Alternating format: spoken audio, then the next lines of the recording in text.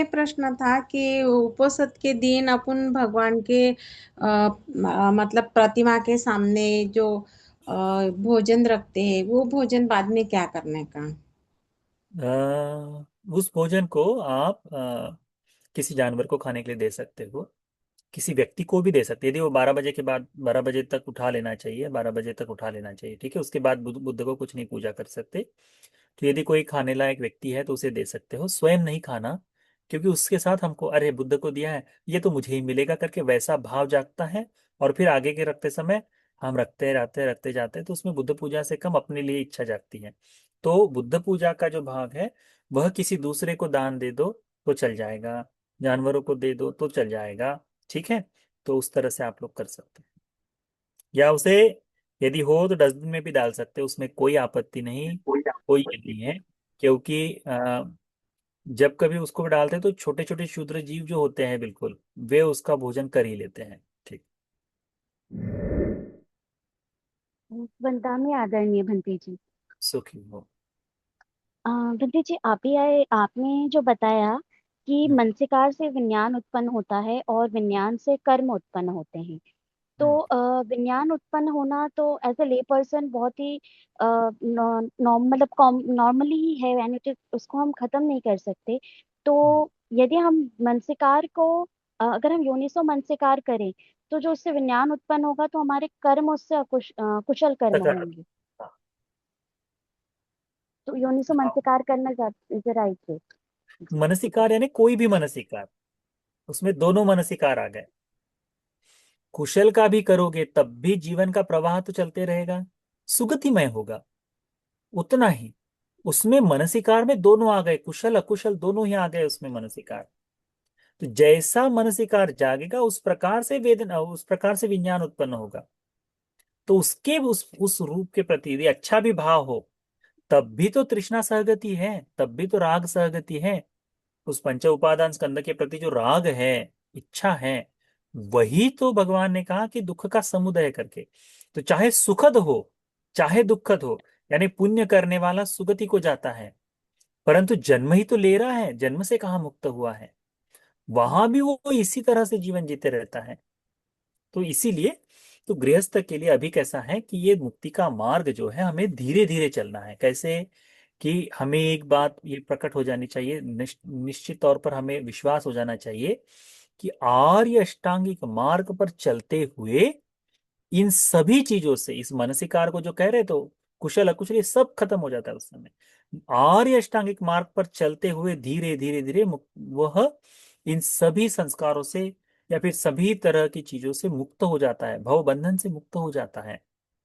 तो हमें केवल आर्य अष्टांगिक मार्ग तक कैसे पहुंचे उसका अभ्यास करना है।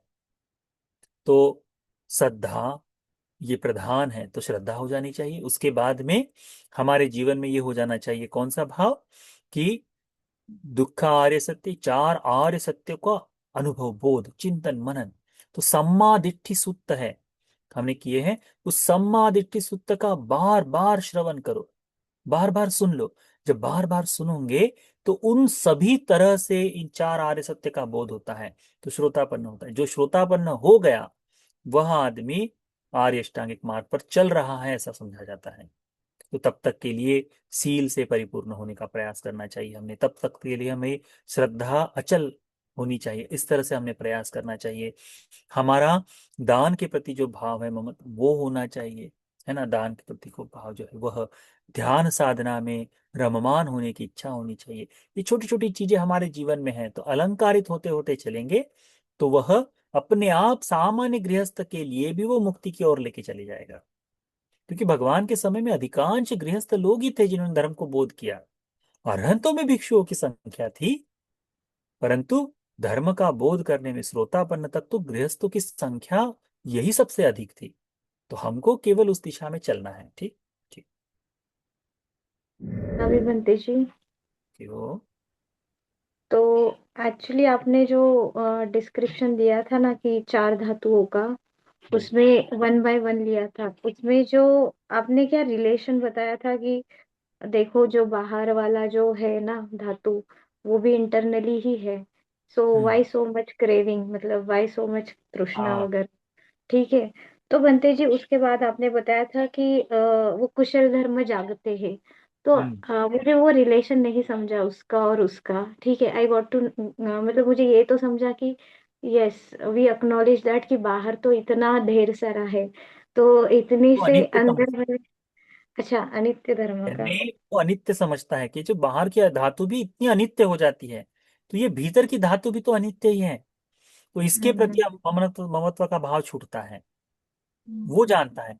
तो जब उसमें कुशल धर्म का जैसे चिंतन करते हुए कुशल धर्म जागता है, तो कुशल धर्म जागकर भी यदि श्रद्धा परिपक्व नहीं हो रही, तो उसे खुद को ही पश्चाताप होता है कि अरे मैंने ये क्या कर दिया, मुझे अलाभ हुआ है। परंतु इस तरह से चिंतन करते हुए कुशल धर्म में स्थिर होकर बुद्ध धर्म संघ के प्रति श्रद्धा को जगाकर जब वो आगे बढ़ता है, तो वह देखता है कि उसका मन उस तरह से प्रफुल्लित हो रहा है, तो फिर उसमें ये मैं नहीं, मेरा नहीं, मेरी आत्मा नहीं, इसका बोध होता है। ये जिस तरह से बोध होता है, उसको सारिपुत्र भंते जी ने कहा कि इतना करने मात्र से भी उस भिक्षु ने बहुत कुछ कर लिया, ऐसा समझा जाता है करके। ठीक है। Just can you please repeat वो लाइन की तृष्णा वाला और वो बीच वाला, मुझे रिलेशन नहीं समझ रहा है। जैसे बाहर का जो रूप है या बाहर की जो पृथ्वी है और हमारे भीतर की पृथ्वी है, ये दोनों पृथ्वी है। अब बाहर की पृथ्वी में परिवर्तन होता है ना, उठती है, गिरती है, सब पूर्णतः नष्ट हो जाती है। तो ये सब ये है। उसी तरह से इस शरीर में भी यदि इतनी महापृथ्वी, इतना विशाल, मैंने सारिपुत्र बंते जी कहते हैं कि इतनी महाविशाल पृथ्वी जब समाप्त हो जाती है, तो ये छोटा सा शरीर, इसका क्या है। तो उन दोनों को एक ही तरह का बताते हुए सारिपुत्र बंते जी बताते हैं कि ये भी अनित्य का है। जब इस तरह का चिंतन करते हुए वो यदि कुशल धर्म में लगता है, परंतु ये कुशल धर्म दीर्घकाल तक नहीं बढ़ पाते, तो उसे पश्चाताप होता है कि अरे मुझे तो शासन मिला, ये सब कुछ हो रहा है, जानते हुए भी मेरा धर्म स्थिर नहीं हो पा रहा, बुद्ध धर्म संघ के प्रति श्रद्धा होकर भी वो स्थिर नहीं हो पा रहा, तो अलाभ है मेरे लिए, कहता है। परंतु जब इसके प्रति संपूर्ण मन को झोंक कर, उसका मन का चित्त जगाकर यदि वो करते हुए उसमें वो अनित्य का बोध कर लेता है, यह अनित्य है, अनात्म है, दुख है, इस तरह से जान लेता है, कुशल धर्म में बुद्ध धर्म संघ के प्रति श्रद्धा को जगाकर कुशल धर्म में जब चित्त लगता है, और ये मैं नहीं, मेरा नहीं, मेरी आत्मा नहीं, इसका भाव जब जाग जाता है, तब जाकर सारिपुत्र बंते जी कहते हैं कि इतने मात्र से उस भिक्षु ने बहुत कुछ कर लिया, ऐसा समझाया। ठीक है। ठीक। इतना काफी वंदनीय आदरणीय बनते जी। हो।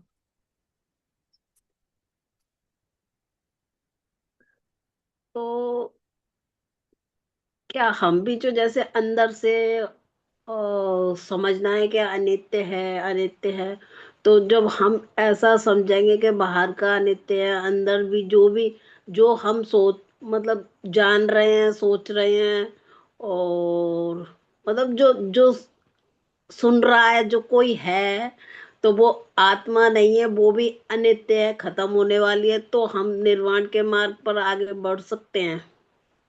कैसा है, शुरुआत में तो मोटी मोटी चीजों को समझना चाहिए, मोटा मोटा जो सारी चीजें हैं। जैसे कि क्रोध जगा है, अरे उसने जो कहा उस पर क्यों क्रोध जगाना था, ये भी तो अनित्य ही भाव भाव था ना। फिर कभी इच्छा जाग जाए, लालसा जाग जाए, तो उस लालसा को भाव को समझ लिए, तो अरे ये भी तो अनित्य स्वभाव में ही चली गई। अभी देखो ना, बच्चों को कुछ बता दो और थोड़ी देर के लिए बच्चे जिद करते हैं, यदि वो नहीं मिले तो थोड़ी देर बाद वो भूल जाते हैं कि मैंने इच्छा भी की थी करके। तो इस तरह से पहले मोटी मोटी चीजों के प्रति, अपने जीवन की आकांक्षा में मोटी मोटी चीजों के प्रति अनित्यता को देखो, और जब ये देख लोगे, तब जाकर फिर सूक्ष्मता की ओर बढ़ना। तो दिन में यदि थोड़ा थोड़ा भी अनित्य है, ठीक है, जो देख रहे हैं आंखों से, ये रूप भी हल्का सा अनित्य हो जाता है। तो एक वो पंच उपादान स्कंद के प्रति जो ध्यान साधना है, अनित्य की ध्यान साधना, उसका अभ्यास कर सकते हो। अनित्य साधनाओं में ना, छह इंद्रियों के प्रति जो अनित्य की साधना होती है, कि आंख अनित्य है, नाक अनित्य है, तो वो कैसे अनित्य है करके उसका जो भाव बताया है, वो अनित्य की साधनाएं बोलते हैं उसे। तो उसमें भी अनित्य की साधना कर लो थोड़ा थोड़ा थोड़ा, तो दिन में 15 मिनट भी उतनी साधना हो जाए, तो फिर वह अनित्य का भाव पुष्ट होते जाता है। जैसे जैसे पुष्ट होते जाएगा, वैसे वैसे धर्म की साधना भी बढ़ती जाती है। ठीक है।